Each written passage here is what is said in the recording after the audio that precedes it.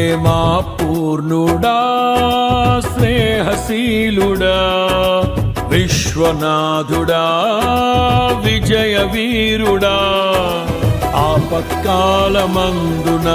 సర్వలోకమందున్న దీన జనాళి దీపముగా వెలుగుచున్నవాడా ఆరాధింతు నిన్నే లోక రక్షకుడా ఆనందింతు నీలో జీవితాంతము నీ కృప ఎంత ఉన్నతమో వర్ణించలేను స్వామి నీ కృప యందు తుది వరకు నడిపించు యేసయ్యా ప్రేమా పూర్ణుడా స్నేహశీలుడా విశ్వనాథుడా విజయ వీరుడా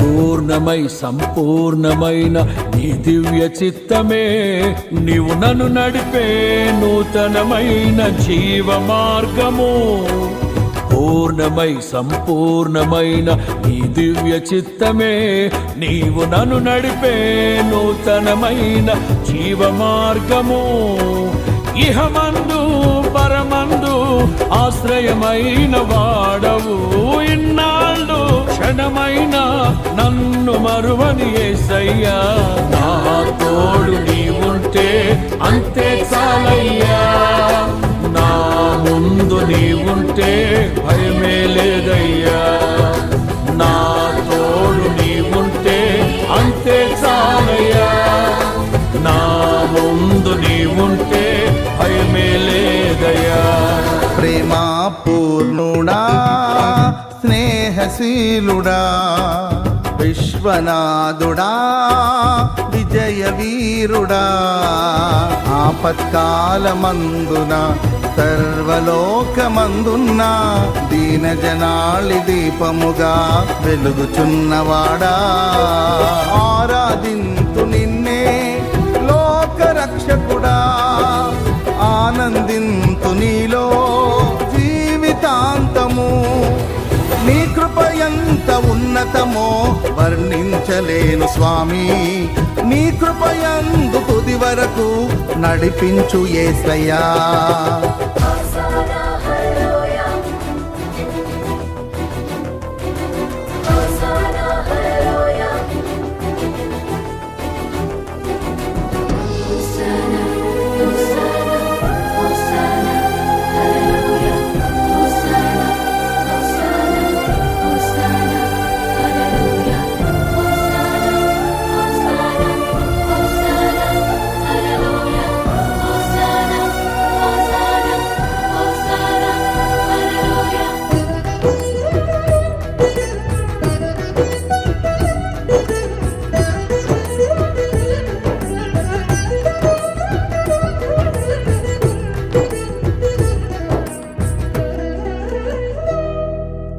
భాగ్యమే సౌభాగ్యమే నీ దివ్య సన్నిధి బహు విస్తారమైన నీ కృప నాపై చూపితివి భాగ్యమే సౌభాగ్యమే నీ దివ్య సన్నిధి బహు విస్తారమైన నీ కృప నాపై చూపితివి బలమైన ఘనమైన నీ నామమందు అర్చించి భజించి కీర్తించి గణపరతు నిన్ను యేసయ్యా నా తోడు నీవుంటే అంతే చాలయ్యా నా ముందు నీ ఉంటే భయమే లేదయ్యా, నా తోడు నీ ఉంటే అంతే చాలయ్యా, నా ముందు నీ ఉంటే భయమే లేదయ్యా.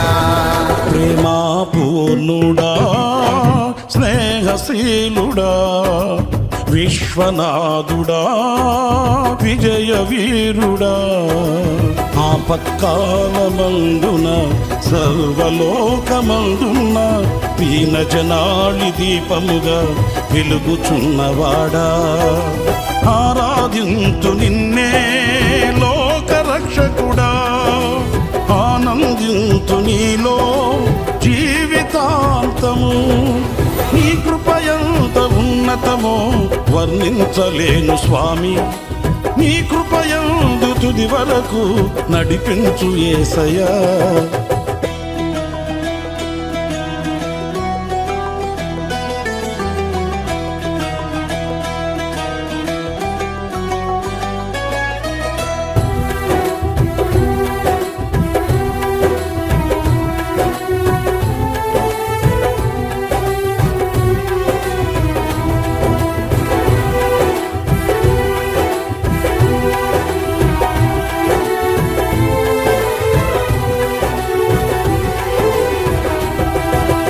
నిత్యము ప్రతినిత్యము నీ జ్ఞాపకాలతో నా అంతరంగమందు నీవు కొలువై ఉన్నావులే.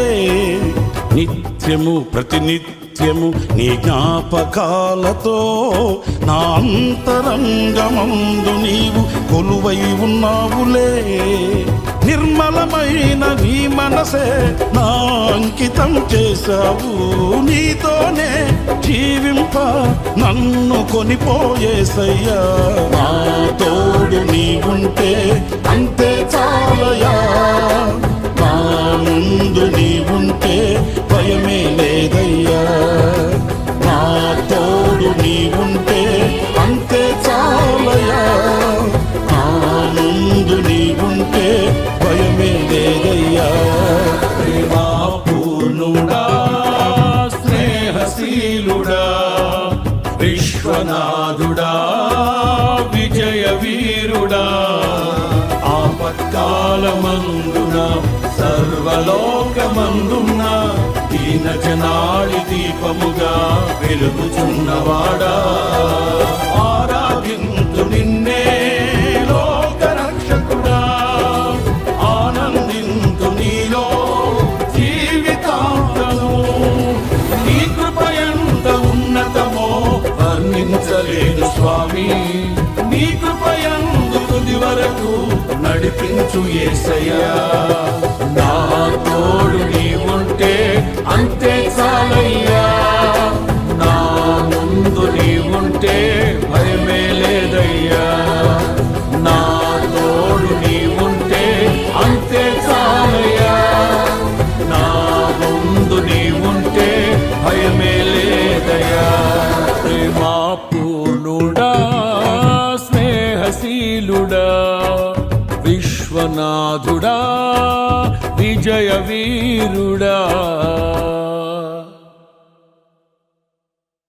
మన ప్రభువును రక్షకుడైన యేసు క్రీస్తు నామములో ప్రార్థనా టీవీ కుటుంబ సభ్యులైన మీ అందరూ ఎలా ఉన్నారు? మీరంతా క్షేమంగా ఉండాలని మా దైవజనులైన పాస్టర్ కె రమేష్ గారు వారి యొక్క అనుదిన ప్రార్థనలో మీ కొరకు జ్ఞాపకం చేసుకొనుచున్నారు. అంత మాత్రమే కాదు, ప్రార్థనా టీవీ ద్వారా ప్రసారమయ్యే షకీనా ప్రత్యక్షతలు అనే మా ఆధ్యాత్మిక కార్యక్రమం ద్వారా మీరు ఎంతగానో బలపరచబడుచున్నారని ఆశిస్తున్నాము. దేవుడు మిమ్ములను మీ కుటుంబములను బహుగా దీవించును గాక. ఆమేన్. ఇప్పుడు మా దైవజనులైన పాస్టర్ కె రమేష్ గారు దేవుని యొక్క వాక్యాన్ని మనకు అందిస్తారు. మనము శ్రద్ధగా దేవుని యొక్క వాక్యాన్ని విందాం. ప్రభునందు ప్రియ దేవుని బిడలారా, మన ప్రభును రక్షకుడైన యేసు క్రీస్తు ప్రశస్తమైన నామములో చిన్న మీ అందరికీ హృదయపూర్వకమైన వందనాలు తెలియపరుస్తా ఉన్నాం. అందరికీ వందనాలండి. దేవుడు మిమ్ములను మీ కుటుంబాలను సమృద్ధిగా దీవించి ఆశీర్వదించును గాక. ఆమేన్. పరిశుద్ధ బైబిల్ గ్రంథములో నుండి మత్తయి శుభవార్త 5వ అధ్యాయం 12వ వచనాన్ని మనం ధ్యానం చేద్దాం. అంతకంటే ముందుగా దేవుడు ఈ సంవత్సరం మన మందిరానికి ఇచ్చిన వాగ్దానం, ఆ వాగ్దానమే ఈ దినం దేవుని యొక్క వాక్యాన్ని మనం కొద్ది నిమిషాలు ధ్యానం చేద్దాం. 5వ అధ్యాయం 12వ వచనం ధ్యానం చేద్దాం. సంతోషించి ఆనందించుడి, సంతోషించి ఆనందించుడి, పరలోకమందు మీ ఫలము అధికమగును. ప్రభునందు ప్రియ దేవుని బిడలారా, చదవబడిన లేఖన భాగాన్ని మనం పరిశీలించినప్పుడు సంతోషించి ఆనందించుడి, పరలోకములో మీ ఫలము అధికమగును అని దేవుని యొక్క వాక్య లేఖనం నీతో నాతో మాట్లాడుతూ ఉంది. దేవునికి స్తోత్రం కలుగును గాక. ప్రియులరా, దేవుడు సంతోషించి ఆనందించమంటున్నాడు అనంటే దానికి ఒక కారణం ఉంటుంది. ప్రభునందు ప్రియులరా, వాస్తవికంగా ఏ విషయాల్లో మనం సంతోషపడతాము అనంటే, ఏదన్నా ఒక ఇల్లు కట్టుకున్నప్పుడు, లేకపోతే ఏదన్నా కొంత డబ్బు మనం సంపాదించుకున్నప్పుడు, లేకపోతే ఏదన్నా ఒక వస్తువుని మనం కొనుక్కున్నప్పుడు, లేకపోతే ఏదన్నా ఒక మంచి బట్టలు ధరించి వేస్తేనో మనం ఏం చేస్తాము అనంటే సంతోషించి ఆనందిస్తాం. లోకపరంగా చాలా మంది ఏ వస్తువు కొనుక్కున్నా సంతోషపడతారు. లోకపరంగా ఏది కొనుక్కున్నా లేకపోతే ఏది సంపాదించుకున్నా సంతోషించి ఆనందిస్తారు. కానీ ఇక్కడ మనం బైబిల్ గ్రంథంలో చూస్తే దేవుడు అంటున్నాడు, సంతోషించి ఆనందించండి, పరలోకమందు మీ ఫలము అధికమవుద్ది అని దేవుని లేఖనం మనతో మాట్లాడుతూ ఉంది. ప్రభునందు ప్రియ దేవుని బిడ్డలారా, జాగ్రత్తగా వినండి. ఈ యొక్క ఆనందం గురించి దేవుడు ఏం చెప్తున్నాడు అనంటే, ఈ ఆనందం గురించి మనం ఆలోచించవలసిన విషయం ఏమిటి అనంటే, పై వచనములు అంటాడు, నా నిమిత్తము జనులు మిమ్మును నిందించి హింసించి మీ మీద అబద్ధముగా చెడ్డ మాటలెల్లా పలుకునప్పుడు మీరు ధన్యులు. దేవునికి స్తోత్రం కలుగును గాక. హల్లెలూయా. ప్రభునందు ప్రియులారా, చదవబడిన ఈ లేఖనం మనం జాగ్రత్తగా అర్థం చేసుకుందాం. చాలా మంది లోకములో సంతోషించి ఆనందించండి అని దేవుడు చెప్తున్నాడు కదా. మనం కొనుక్కున్న వస్తువుల గురించో, మనకున్న డబ్బు గురించో, మనకున్న ఆస్తి పాస్తుల గురించో సంతోషించమంటున్నాడని చాలా మంది ఏం చేస్తున్నారంటే ఆ లోకపరంగా ఉన్నటువంటి వాటి విషయంలో సంతోషపడి ఆనందిస్తున్నారు. కానీ దేవుడు చెప్పిన ఆనందం వేరు, దేవుడు చెప్పిన సంతోషం వేరు. ఏంటి ఆ ఆనందం, ఏంటి ఆ సంతోషము అనంటే, ప్రభునందు ప్రియులారా, ఆత్మీయంగా దేవుడు చెబుతున్నాడు, ఇదిగో దేవుని నిమిత్తం ఎవరైనా మిమ్మల్ని హింసిస్తే మీరేం చేయాలి? సంతోషించాలి. దేవుని పని నిమిత్తం ఎవరైనా మిమ్మల్ని నిందిస్తే మీరేం చేయాలి? ఆనందించండి. దేవునికి స్తోత్రం కలుగును గాక. హల్లెలూయా. మందిరములో జనం లేరని బాధపడాల్సిన అవసరం లేదు. మందిరములో దేవునిని స్తుతించడానికి కోకొల్లలుగా జనం రావట్లేదని బాధపడాల్సిన అవసరం లేదు. సంతోషించి ఆనందించో, నీ ఫలము పరలోకములో ఏమవుద్ది? అధికమవుద్ది. దేవునికి స్తోత్రం కలుగును గాక. హల్లెలూయా. కొన్నిసార్లు ప్రజలు మనల్ని ఏం చేస్తారంటే, ఏంటి నీ జీవితంలో దేవుడు ఏం మేలు చేశాడు, ఏం మేలు చేశాడని నువ్వు మందిరానికి వెళ్తావు అనని జనులు మనల్ని అన్నప్పుడు మనం ఏం చేయాలి తెలుసా? ఏం చేశాడు నాకనని దిగులు పడక, ఏం చేశాడు నాకు దేవుడని నిరుత్సాహ నిస్పృహల్లో కృంగిపోక ఏం చేయాలంటే, ఎవరు ఏమన్నను, నిందించినను, హింసించినను, అబద్ధముగా చెడ్డ మాటలల్లా చెప్పినను మనం ఏం చేయాలి తెలుసా? సంతోషించి ప్రభు కొరకై ఆనందించాలి. దేవునికి స్తోత్రం కలుగును గాక. హల్లెలూయా. ప్రభునందు ప్రియులారా, బైబిల్ ఏం చెప్తుందో తెలుసా? హబక్కూకు గ్రంథం చివరి అధ్యాయం చివరి మాటల్లో ఉంటుందండి ఆ మాట. అంజూరపు చెట్లు పూయకున్నను, ద్రాక్ష చెట్లు ఫలింపకపోయినను, ఒలీవ చెట్లు కాపు లేక ఉండినను, చేనిలోని పైరు పంటకు రాకపోయినను, గొర్రెలు దొడ్డిలో లేకపోయినను శాలలో పశువులు లేకపోయినను నేను యెహోవా యందు ఆనందించదను. దేవునికి స్తోత్రం. నా దేవుని యందు హల్లెలూయా. నేను యెహోవా యందు ఆనందించదను.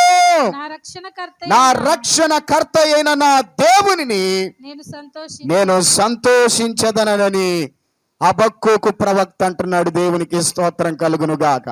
ఈనాడు దేవుని నమ్మిన బిడ్డలమైన మనం, ఇదిగో దేవునిని విశ్వసించిన మనం, బాప్తిస్మం పొందిన మనం, ఒకే రక్షణలో కొనసాగుతున్న మనం, దేవుని మందిరములో ఒక బలమైన పాత్రలుగా వాడబడుతున్న మనం, ఒకవేళ నిందలు వచ్చినప్పుడు, ఇదిగో ఒకవేళ కృంగిపోయేటటువంటి పరిస్థితులు వచ్చినప్పుడు, ఒకవేళ ఏది కూడా ఫలించకపోయినప్పుడు నా ప్రభువులో నేను ఆనందిస్తానని గర్వంగా నువ్వు చెప్పగలిగితే ప్రభు నిన్ను దీవిస్తాడు. దేవునికి స్తోత్రం కలుగును గాక. హల్లెలూయా. ఈ సంవత్సరం కాకపోతే మరొక సంవత్సరం, ఆ సంవత్సరం కాకపోతే మరొక సంవత్సరం దేవుడు ఏ రీతిగానైనా సరే హెచ్చించగలిగిన సమర్థుడైన దేవుడు మన దేవుడు. దేవునికి స్తోత్రం కలుగును గాక.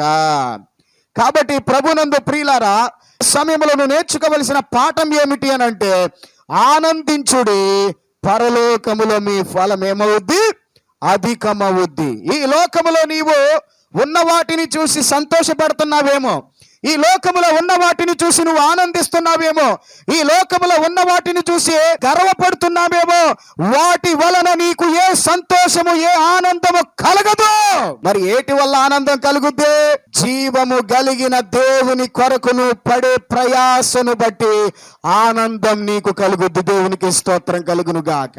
జీవము కలిగిన దేవుని పనిలో అలు పెరగక నువ్వు చేస్తున్న సేవలో ఎన్నో అవరోధాలు ఎదురైనప్పుడు నువ్వు ఆనందించగలిగితే దేవుడు గొప్పగా నిన్ను హెచ్చిస్తాడు. దేవునికి స్తోత్రం కలుగును గాక. హల్లెలూయా. చాలా మంది దేవుడు నేను చేస్తున్న పనిని చూడట్లేదు, ఇదిగో నేను మందిరంలో చాపలేస్తున్నాను, మందిరాన్ని నేను ఊడుస్తున్నాను, మందిరంలో నేను అది చేస్తున్నాను ఇది చేస్తున్నాను, దేవుడు నన్ను చూడట్లేదు, లేకపోతే మా పాస్టర్ గారు నన్ను పొగడట్లేదు అని అనుకుంటున్నావేమో. కానీ దేవుడు అంటున్నాడు, వీటేటి వలన నీకు సంతోషము కలగదు. మరి ఏ విషయంలో కలుగుద్ది?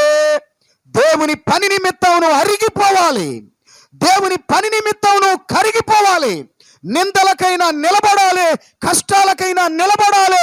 ఇదిగో అప్పుడే నీకు ఆనందం. దేవునికి స్తోత్రం కలుగును గాక. హల్లెలూయా. ఏ విషయంలో మనం ఆనందపడాలి చెప్పండి? నిందల విషయంలో ఆనందపడాలి. నిందలంటే నువ్వేదో లోకపరంగా ఏదో చేసేస్తే, జనులు నిన్ను నిందిస్తే ఆ నిందను బట్టి నువ్వు ఆనందించడం కాదు. మరి దేని బట్టి ఆనందించాలి? ప్రభు కొరకు నువ్వు పని చేస్తున్నప్పుడు, పాటు పడుతున్నప్పుడు, లోకులు నిన్ను నిందలు వేస్తే, లోకులు నిన్ను హింసిస్తూ ఉంటే ప్రభువులు నువ్వేం చేయాలంటే ఆనందపడాలి. దేవునికి స్తోత్రం కలుగును గాక. ఏమండి, బైబిల్ పట్టుకుంటున్నావు, దేవుని మందిరానికి వెళ్తున్నావు, బైబిల్ పట్టుకొని దేవుని మందిరానికి వెళ్తుంటే ఎంతో మంది నిన్ను అపహాస్య పాలు చేస్తున్నారు. చూసావా? నిన్న కాక మొన్న వచ్చి బైబిల్ పట్టుకొని మందిరానికి వెళ్తున్నాడు అని అపహాస్యస్తున్నారా? సంతోషించి ఆనందించు. దేవునికి స్తోత్రం. ఒకవేళ దేవుని మందిరంలో దేవుని పని చేస్తున్నప్పుడు చూసావా, దేవుని పని చేస్తున్నాడు వీడు, మనమైతే చక్కగా హ్యాపీగా ఉన్నాం అని ఎవరన్నా నిందు అపహాస్య పాలు చేస్తుంటే, నిందలు వేస్తుంటే నువ్వేం చేయాలంటే సంతోషించి ఆనందించాలి. దేవునికి స్తోత్రం కలుగును గాక. హల్లెలూయా. ఎవరన్నా అలా చేస్తారండి? ఆనందిస్తారా? కానీ దేవుడు అంటున్నాడు, ఎంత కష్టమైనా, ఎంత నిట్టూర్పైనా, ఎంత వేదనైనా, ఎంత కలవరమైనా, ఎన్ని నిందల పాలు నువ్వు అనుభవిస్తున్నా సరే నా కొరకు నువ్వేం చేయాలంటే సంతోషించి ఆనందించు. దేవునికి స్తోత్రం కలుగును గాక. ఏమంటున్నాడు మరి? పరలోకములో మీ ఫలము అధికమవుద్ది. దేవునికి స్తోత్రం కలుగును గాక. ఈ లోకములో ఫలము సంపాదించాలని అనుకుంటున్నావేమో, ఈ లోకములో నువ్వు కూర్చుకోవాలని అనుకుంటున్నావేమో, ఈ లోకములో నువ్వు కూర్చుకున్నదేది నీతో అక్కరకు రాదు. గాని నీవు దేవుని కొరకు ఎంత కష్టపడ్డావో, దేవుని కొరకు నువ్వు ఎంత శ్రమించావో, దేవుని కొరకు ఎన్ని నిందలు అనుభవించావో, దేవుని కొరకు ఎన్ని అవమానాలు అనుభవించావో, దేవుని కొరకు నువ్వు ఎన్ని ప్రయాసలు అనుభవించావో, ప్రయాసలు పడ్డావో, అప్పుడు దేవుడు నీ ఫలాన్ని ఏం చేస్తాడంటే పరలోకములో అధికం చేస్తాడు. దేవునికి స్తోత్రం కలుగును గాక. హల్లెలూయా. ఏమంటున్నాడు? నా నిమిత్తము జనులు మిమ్ములను నిందించి హింసించి మీ మీద అబద్ధముగా చెడ్డ మాటలెల్ల పలుకున్నప్పుడు. ఎన్నిసార్లు మనల్ని తిడతలేదండి జనం? లోకములో ఎంతమంది మనల్ని తిడటలేదండి? కానీ మనం ఏం చేయాలి? వాళ్ళతో పాటు వాళ్ళు తిట్టారు కదా అని మనం కూడా తిడితే దేవునితో మనకు ఫలం ఉంటుందా? ఏం చేయాలి మరి? సంతోషించి ఆనందించాలి. దేవునికి స్తోత్రం. హల్లెలూయా.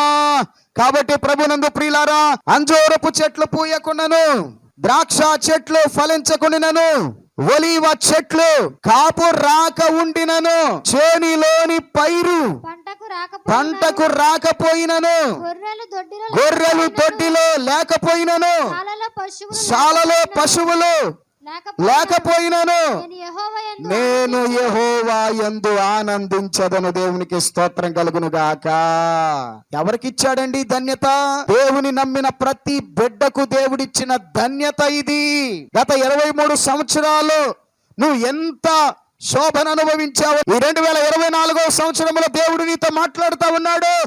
ఏది ఫలించినా ఫలించకపోయినా, ఏది ఫలముకు రాకపోయినా నువ్వేం చేయాలంటే సంతోషించి, ఈ సంవత్సరం కాకపోతే 2వ సంవత్సరంలోనైనా సరే దేవుడు నాకు ఇవ్వగలడు అని ప్రభువుని బట్టి నువ్వు సంతోషించగలిగితే నీ ఫలము దేవుడు పరలోకములో అధికం చేస్తాడు. దేవునికి స్తోత్రం కలుగును గాక. కాబట్టి ప్రభునందు ప్రియులారా, చదవబడిన ఈ లేఖన భాగాన్ని గనక మనం పరిశీలించినప్పుడు దేవుడు చక్కగా స్వయాన కొండ మీద ప్రసంగంలో దేవుడు మనతో మాట్లాడుతూ ఉన్నాడు. ఆనాడు ప్రజలతో మాట్లాడిన దేవుడు ఈనాడు నిన్ను కూడా హెచ్చరిక చేస్తూ మాట్లాడుతూ ఉన్నాడు. ఆనాడు ఆ ప్రజలకు చెప్పిన వాడు ఈనాడు నీ నా జీవితాలతో దేవుడు చెబుతున్నాడు. ఏ విషయంలో కూడా నువ్వు దిగులు పడాల్సిన పని లేదు. ఏ విషయంలో కూడా నువ్వు కలవరం చెందాల్సిన పని లేదు. ఇదిగో నిరుత్సాహ నిస్పృహలు వస్తే నువ్వేం చేయాలంటే సంతోషించి ఆనందించు ప్రభువులో. దేవునికి స్తోత్రం. హల్లెలూయా. ఏంటి, మనకు రావాల్సిన పంట రాలేదనుకోండి, బాధపడొద్దు, దిగులు పడొద్దు, కలవరం చెందొద్దు. ఆ పంటను బట్టి మనం ఏం చేయాలంటే, దేవా ఈ సంవత్సరం ఇంతవరకు మాకిచ్చావు, అందును బట్టి నీకు స్తోత్రమని దేవునికి స్తోత్రం చెల్లించడమే. దేవునికి మహిమ కలుగును గాక. హల్లెలూయా. చాలా మంది ఈ సంవత్సరం ఇలా పండించావయ్యా, బాగా పండిపోయింది అనుకోండి, పంట పండిపోతే అరే ఈ సంవత్సరం ఎంత బాగా పండిందంటే ఇంకా మరి ఎక్కువగా పండితే బాగుండు అనుకునేవాళ్ళు కదా. మనుషుల యొక్క ఆశ, మనుషుల కోరికలు వేరు. కానీ నా ప్రభు అంటున్నాడు, ఏది వచ్చినా రాకపోయినా దేవునిలో నువ్వు ఆనందించు. దేవునికి స్తోత్రం కలుగును గాక. ఎంతో మంది నిన్ను నిందలు వేసి అవమానాలతో కృంగతీసేస్తున్నారేమో, ప్రార్థనా జీవితంలో కృంగతీసేస్తున్నారేమో, భక్తి జీవితంలో కృంగతీసేస్తున్నారేమో, మందిరానికి వెళ్ళే విషయంలో కృంగతీసేస్తున్నారేమో, దేవునితో గడిపే ఆనందాన్ని కృంగతీసేస్తున్నారేమో. ఏ విషయంలో కూడా నువ్వు కృంగిపోక సంతోషించి మనం ఏం చేయాలి? ఆనందపడాలి. దేవునికి స్తోత్రం. హల్లెలూయా. అలా ఆనందించగలిగితే మీ ఫలము పరలోకములో అధికమవుద్ది. ఎవడు చూశాడండి పరలోకం? పరలోకం ఉందంటావా అని అనేవాళ్ళు భూమి మీద చాలా మంది ఉన్నారు. పరలోకం లేకపోతే మరి నరకం ఎందుకుంది? అసలు ఈ నరకం దేవుడు ఎందుకు ఎవరి కోసం పెట్టాడంటే, అపవాది వాడు అనుచరుల కోసం పెడితే ఈ నరకంలో మనం కూడా అపవాదితో హస్తాలు కలిపి మనం కూడా నరకం వైపుకు వెళ్ళిపోతున్నాం. కాబట్టి ప్రభునందు ప్రియులారా, దేవుడు నీతో మాట్లాడుతూ ఉన్నాడు. ప్రభువులో నువ్వు ఆనందించు. ఎన్ని అవంతరాలు వచ్చినా ఆనందించి సంతోషించు. ఎన్ని భయాలు వచ్చినా సంతోషించి ఆనందించు. ఎన్ని కలవరాలు వచ్చినా సంతోషించి ఆనందించు. జడియొద్దు, బెదరొద్దు, కృంగిపోవద్దు, కృషించిపోవద్దు, దిగజారిపోవద్దు. దేవుని మందిరానికి వెళ్ళే విషయంలో దిగజారిపోవద్దు, ప్రార్థన చేసే విషయంలో దిగజారిపోవద్దు, భక్తి చేసే విషయంలో దిగజారిపోవద్దు, దేవుని సన్నిధిలో ఇదిగో నిష్ఠగా నడిచే విషయంలో దిగజారిపోవద్దు. దిగజారిపోతే మనకొచ్చే ప్రతిఫలం ఏంటంటే నిత్య నరకం. దిగజారిపోతే మనకొచ్చేటటువంటి ప్రతిఫలం ఏంటంటే యుగ యుగాలు మండేటటువంటి ఆ అగ్నిగుండంలోనికి మనం వెళ్ళవలసిన వారమై ఉన్నాం. కాబట్టి ప్రభు నుండి ప్రియులారా, ఈ లోకములో ఎన్ని అవంతరాలు వచ్చిన దేవుని సన్నిధిలో నీ భక్తి జీవితాన్ని విడిచిపెట్టొద్దు. ఎన్ని అవంతరాలు వచ్చినా ఈ 2024 సంవత్సరంలో నీకిచ్చిన వాగ్దానమును బట్టి ఎత్తిపట్టి ప్రార్థన చేయి. దేవుడు నిన్నేం చేస్తాడంటే ఒక ఉన్నతమైన ఆశీర్వాదంలోనికి నడిపిస్తాడు, ఒక ఉన్నతమైన భక్తి జీవితంలోనికి నడిపిస్తాడు, ఒక ఉన్నతమైన ప్రార్థనా జీవితంలోనికి నడిపిస్తాడు, ఒక ఉన్నతమైన దేవుని మందిరములో ఒక బలమైన పాత్రగా నిన్ను నిలబడతాడు. చీకొద్దు, చింతవద్దు. అలాగే బలహీనతలు వచ్చినప్పుడు కృంగిపోవద్దు, అలాగే వ్యాధులు వచ్చినప్పుడు కృంగిపోవద్దు, బాధలు వచ్చినప్పుడు కృంగిపోవద్దు. ఏ విషయంలో నువ్వు కృంగిపోయినా ఇదిగో నువ్వు అపవాది కబంధ హస్తాలలోనికి వెళ్ళిపోతావు ప్రభునందు ప్రియులారా. కాబట్టి ఈ దినం మనం నేర్చుకోవలసిన సత్యం, సారాంశం, పాఠం ఏమిటి అని అంటే మనము అన్ని విషయాలలో సంతోషించి ఆనందించాలి. దేవునికి స్తోత్రం కలుగును గాక. ఈ దినం మన అంశం ఏమిటి అని అంటే దేవుని బిడ్డలమైన మనం సంతోషించి ఆనందించాలి. ఏ విషయంలోనైనా ఆనందించగలిగితే మన ఫలము పరలోకముల అధికమగుద్దు. అట్టి కృప దేవుడు మనందరికీ సదాకాలము దయచేయును గాక. ఆమేన్.